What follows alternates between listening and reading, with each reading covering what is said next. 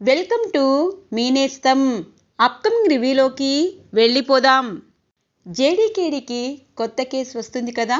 Minor బాలికని చంపేసి ఆత్మహత్య అని కేసుని క్లోజ్ చేయాలని సాధునాయక్కి ఫోన్ రావడంతో జేడీకేడీ సాధునాయక్ ఆ కేసుని మరింత ముందుకు తీసుకువెళ్ళడానికి రెడీ అయిపోతారు.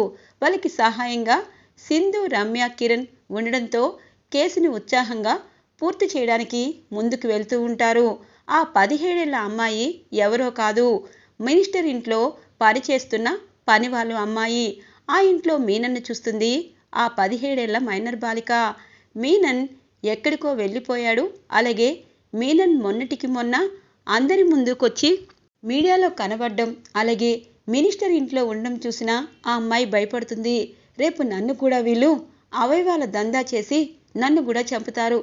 ఖచ్చితంగా ఇతను ఇక్కడే ఉన్నాడని సాక్ష్యంతో సహా చెప్పాలి అని చెప్పి ఆ మైనర్ బాలిక మీనన్ని వీడియో తీస్తుంది. అది చూసిన మీనన్ ఒక్కసారిగా షాక్ అయిపోతాడు. మినిస్టర్, నేను ఇక్కడ ఉన్నట్టు అదిగో మీ ఇంట్లో పని చేస్తున్న ఆ అమ్మాయికి తెలిసిపోయింది అనగానే మీనన్ ఇప్పుడేం చేద్దాము అని అంటారు. నువ్వు కూడా నాతో పాటురా, అసలు ఆ అమ్మాయి ఆ ఫోన్ని తీసుకుని ఎక్కడికి వెళ్తుందో చూద్దాము అని చెప్పి ఆ అమ్మాయిని ఫాలో అవుతారు మీనన్, మినిస్టర్. ఆ అమ్మాయి కాలేజీకి వెళ్లకుండా ఇక జేడీకేడీ దగ్గరికి వెళ్తుందని గుర్తించి ఆ అమ్మాయిని ఒక పాడుబడిన బిల్డింగ్ దగ్గరికి తీసుకువెళ్ళి బ్రతిమలాడతాడు మినిస్టర్. కానీ వినకపోవడంతో ఆ అమ్మాయిని అక్కడిని తోసేస్తారు. చూడు మినిస్టర్, మన గురించి తెలిసిన వారిని బ్రతకనివ్వడం సాధ్యం, అందుగురించే చంపేశాము. ఇప్పుడు మీ ఇంట్లో పని వాళ్ళు నమ్మకస్తులు అంటున్నావు, వాళ్ళు కూడా నిజం చెప్పకుండా నువ్వే చూసుకోవాలి అని అంటారు. లేదు మీనన్, వాళ్ళు ఖచ్చితంగా కేసు పెట్టే అవకాశం ఉంది. అందుకే వాళ్ళు మార్కెట్కి వెళ్తూ ఉంటారు, అడ్డుదారిలో వాళ్ళని కూడా అని అంటారు. సరే సరే అని చెప్పి మీనన్ ఇక ఆ పాప వాళ్ళ అమ్మా నాన్ని కూడా చంపాలని దారిలో అడ్డు కాస్తూ ఉంటారు. ఇక ఇదంతా సింధు, రమ్య ఇన్వెస్టిగేషన్లో తేలుతుంది.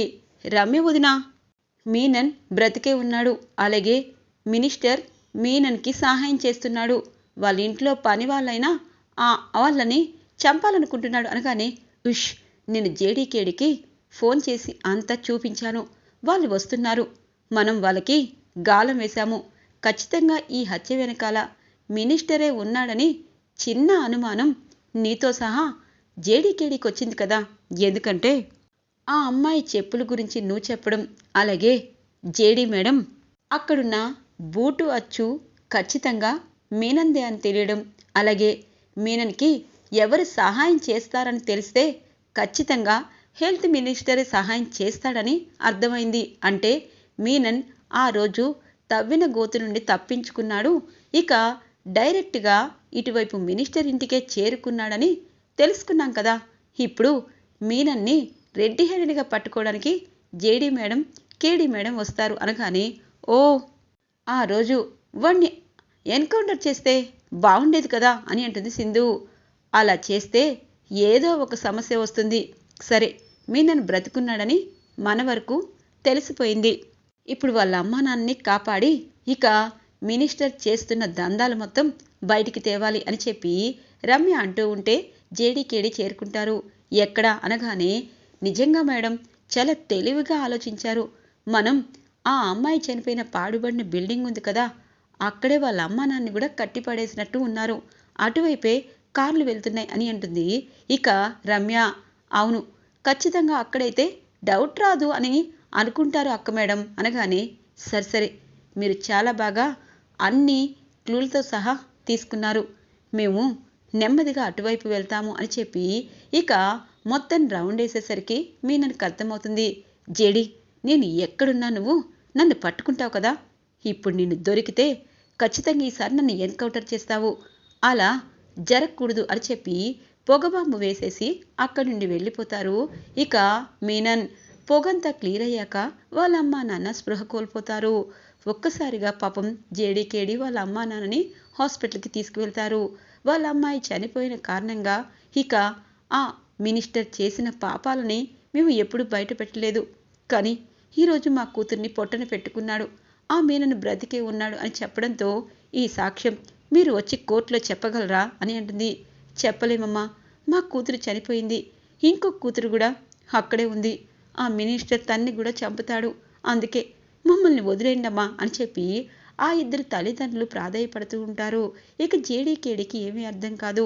ఇక కేదార్ చూస్తూ, చూడండమ్మా, మీరు సాక్ష్యం చెప్పక్కర్లేదు. అలాగే మీ అమ్మాయిని బయటికి తీసుకొచ్చేదాకా మీరు వాళ్ళతో మంచిగానే ఉండాలి. సరేనా? ఈ కేసుని మేము ప్రతిష్టాత్మకంగా తీసుకున్నాము. మీ ప్రాణానికి ఏమీ భయం ఉండదు. ముందు మీ అమ్మాయిని మీరు కాపాడుకున్నాక అసలు నిజాలు బయట పెట్టండి అని చెప్పి జేడీకేడి ఇక వాళ్ళని రక్షించినట్టు తెలియకుండా వాళ్ళిద్దరిని హాస్పిటల్ నుండి డిశ్చార్జ్ చేసి మినిస్టర్ ఇంటికి వెళ్ళిపోమంటారు. ఇక ఇటువైపు, అదేంటి అక్క మేడం అలా వదిలేశారు అని అంటుంది.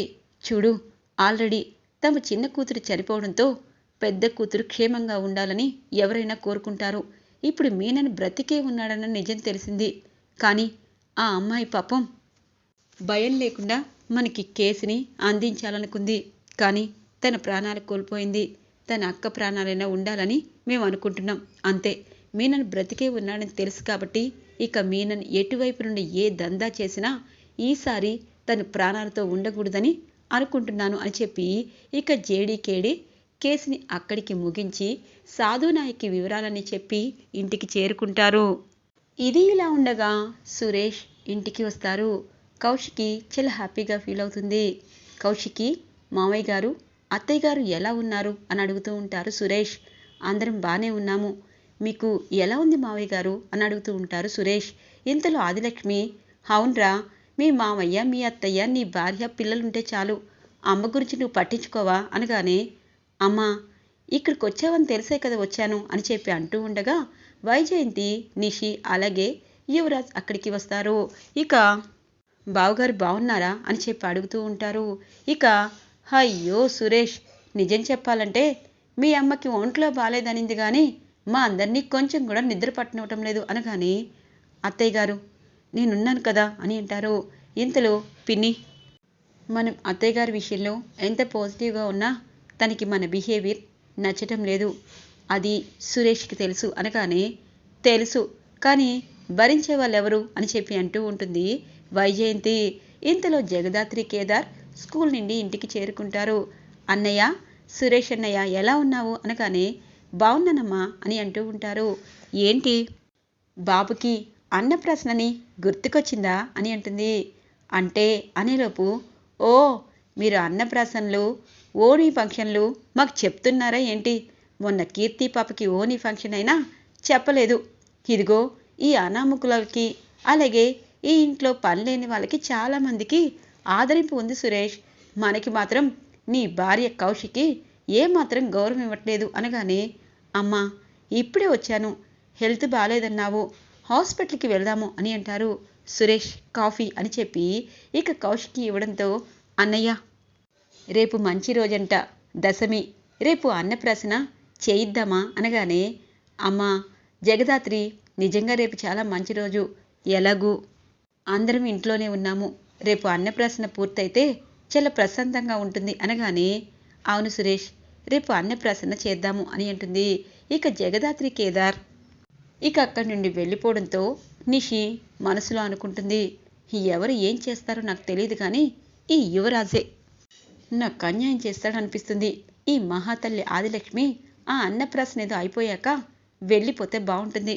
ఎందుకంటే ఈవిడి గారు చిన్న వాళ్ళతోనే ఫైట్ చేస్తుంది, చి అని చెప్పి అనుకుంటుంది నిషి. తెల్లగా తెల్లవారుతుంది. ఇక కౌశికి బాబు అన్నప్రాసనకి అన్ని ఏర్పాట్లు చేసి గుడికి వెళ్తారు. ఇక గుడిలో కేదార్, జగదాత్రి చక్కగా అన్ని దేవతల దర్శనాలు చేసుకుంటూ ఉంటే ఇటు యువరాజ్ మాత్రం ఫోన్ చూసుకుంటూ ఇక అటువైపు సోనీతో చాట్ చేస్తూ ఉంటారు. నిషి వస్తుంది. ఏంటి యువరాజ్, ఏం చేస్తున్నావు? ఇది గుడి, ఇంకొక గంటలో వదిన వాళ్ళ అబ్బాయి అన్నప్రాసన ఉంది. నువ్వు మేనమామ సంగతి మర్చిపోయావా? ఫోన్ చూసుకుంటున్నావేంటి అనగానే, ఏంటి నిషి, అందరూ ఒకేలా ఎందుకుంటారు? నేను ఈ మధ్య ఆఫీస్లో చాలా బిజీగా ఉన్నాను. కానీ నా మేనల్లుడి ఫంక్షన్ కాబట్టి వచ్చాను. నాకు ఫోన్లో చాలా అంటే చాలా పనులుంటాయి అనగానే, ఏం పనిలో ఒకసారి చెప్పి యువరాజ్ అనగానే, ఇంతలో వైజయంతి వస్తుంది. అమ్మి, గుళ్ళో ఎందుకు? అబ్బోడా, కౌశికి వాళ్ళ అత్తగారు, తన భర్త ఏదో ఒకలాగా తన్ని తీసుకువెళ్ళాలనుకుంటున్నారు. వెళ్ళిపోయినా పర్వాలేదు, ఆస్తిపాస్తులు కూడా వాళ్ళకు కావాలంటారు. ఇప్పుడే కౌశికితో మనం మంచిగా ఉండాలి. ఆ సురేష్ని వాళ్ళమ్మని పంపించేయాలి. మీరిద్దరూ ఇలాగా పిల్లి ఎలుకల్లాగా తన్నుకున్నారనుకో, ఆస్తి మొత్తం అటు కౌశికి పిల్లలకి వెళ్ళిపోతుంది. అటు చూసావా జగదాత్రి కేదార్ ఎంత అన్యోన్యంగా ఉన్నారో. నిజం చెప్పాలంటే వాళ్ళిద్దరి మధ్య ఎప్పుడు గొడవలు రావు. వాళ్ళిద్దరి మాట ఒకటే ఉంటుంది. అలాగే అటువైపు ఏ సమస్యలు వచ్చినా వాళ్ళిద్దరూ వాళ్ళు చేసినంత చేస్తారు. మీలాగా తన్నుకోరు అని అంటుంది. ఓ, మీరు కూడా వాళ్ళని మెచ్చుకుంటున్నారా అని అంటూ ఉంటుంది నిషి. మరి మెచ్చుకోకేం చేయాలి? అక్కడ అన్నప్రాసన గుడిలో ఉందనగానే అక్కడ అన్నీ సర్దుమణికి చేసి ఇక బాబు కోసం వాళ్ళు ఏదేదో కొన్నారు. మీరేం కొన్నారు అనగానే, అమ్మా ఎందుకు, ఇగో ఈ నిషి ఇలా నా మీద అనుమానం పడేంత వరకు నేను ఏమీ చేయలేను అని చెప్పి ఇక అక్కడి నుండి లోపలికి వెళ్తాడు యువరాజ్. అమ్మీ, ఇంతకు ముందు నువ్వు నాకు ఎన్ని సలహాలు ఇచ్చేదానివి, ఎన్ని ఐడియాలు ఇచ్చేదానివి, ఇప్పుడు నీ మైండ్ అంతా పోయింది అనగానే, పోక ఏం చేయను, భర్త అనేవాడు నా పక్కన ఉండి ఆ కేదార్ జగదాత్రిలా ఉంటే నాకేం అభ్యంతరం ఉండదు. ఆ కేదార్ గుడిలో కూడా తన చీర పట్టుకొని రౌండ్ తిరుగుతున్నాడు. మీ అబ్బాయి ఫోన్ చూసుకుంటున్నాడు. ఆ సోనీ పీడ విరగడయ్యేదాకా నా మైండ్లో ఉండదత్తయ్యా అని అంటుంది. అమ్మీ, నీ బాధ నాకు అర్థమై ఉండదు. ఇప్పుడేం చేద్దాం చెప్పు? మీ అక్క జగదాత్రిని తన్ని పెట్టించిందన్నప్పుడు ఆ జగదాత్రిని అడగచ్చుగా అనగానే, అదైతే పెట్టించే అవకాశం ఉండదులే అత్తయ్య, అది అంత దిగజారిపోదు గాని పదండి అని చెప్పి ఇక నిషి అనడంతో అందరూ గుళ్ళోకి వస్తారు.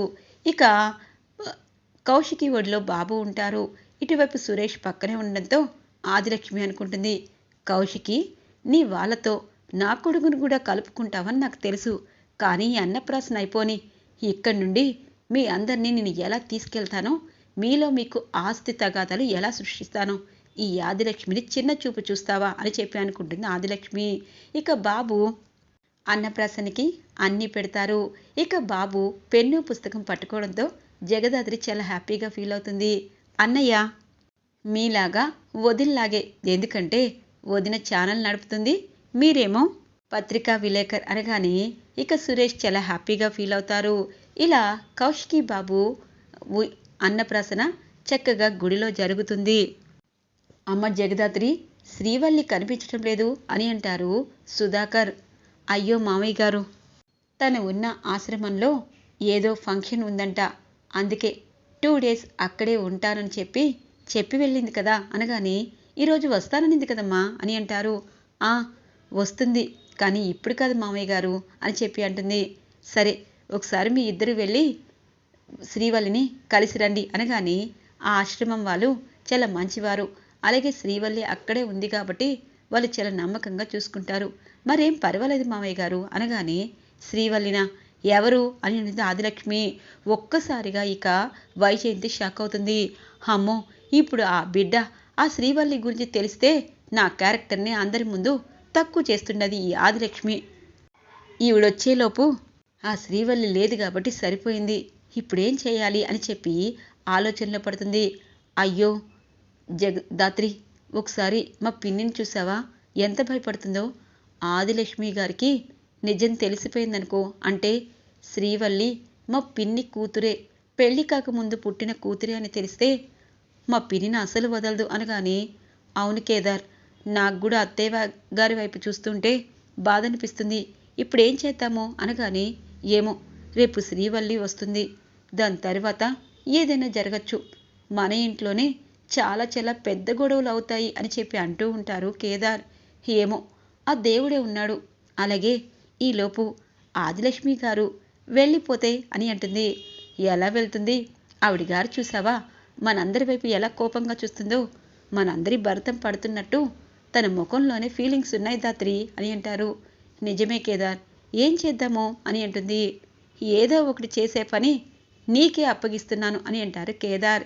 సర్లే, ఆడవాళ్ళ సమస్య ఆడవాళ్ళే తీర్చుకుంటారు, మన ఇంటి సమస్య మనమే తీర్చుకుందాము అని చెప్పి అంటుంది దాత్రి. ఈరోజు రివ్యూలో ఇంట్రెస్టింగ్గా ఎండ్ అవుతుంది ఫ్రెండ్స్. రాబోయే రివ్యూ కోసం మా ఛానల్ని సబ్స్క్రైబ్ చేసుకోండి. Thanks for watching friends.